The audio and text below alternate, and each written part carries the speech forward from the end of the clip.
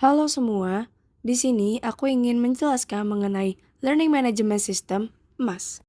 Topik yang akan kita bahas ada 5, yaitu fungsi buku rancangan pengajaran atau BRP, apa itu sumber daya atau resource, apa itu aktivitas atau activity, fungsi fitur yang ada di resource, dan yang terakhir adalah jumlah aktivitas dalam MAS. Apa itu buku rancangan pengajaran atau BRP? Buku rancangan pengajaran atau BRP adalah dokumen perencanaan seorang pendidik yang berisi langkah-langkah terperinci untuk mencapai tujuan pembelajaran.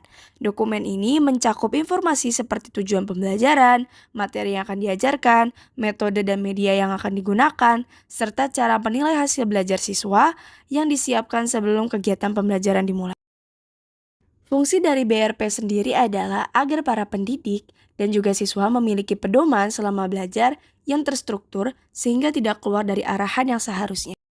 Saat kita membuka emas untuk melakukan tugas ataupun kegiatan perkuliahan, di dalam kelas terdapat dua kategori. Yang pertama, sumber daya, dan yang kedua adalah aktivitas. Apa itu sumber daya atau resource? Sumber daya merupakan media yang digunakan untuk menyimpan semua bahan materi yang akan diberikan oleh dosen, baik dalam bentuk PPT maupun video. Nantinya di dalam resource akan ada folder yang berisi file dan juga URL.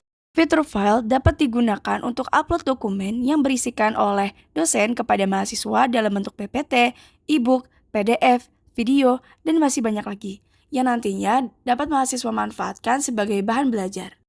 Fitur URL dapat digunakan untuk menaruh tautan link video atau sumber lainnya seperti YouTube.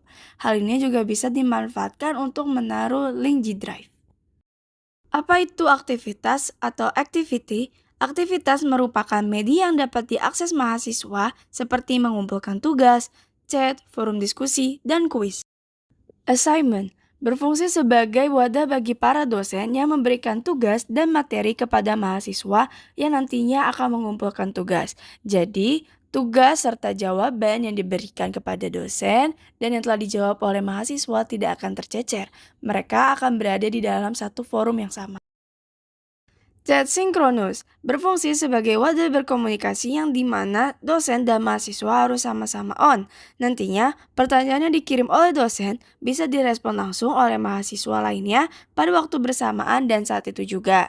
Hal ini sama seperti dengan kita berkomunikasi melalui WhatsApp ataupun platform komunikasi lainnya, yang dimana kedua belah pihak ataupun lebih saling mengirimkan pesan untuk saling bertanya jawab.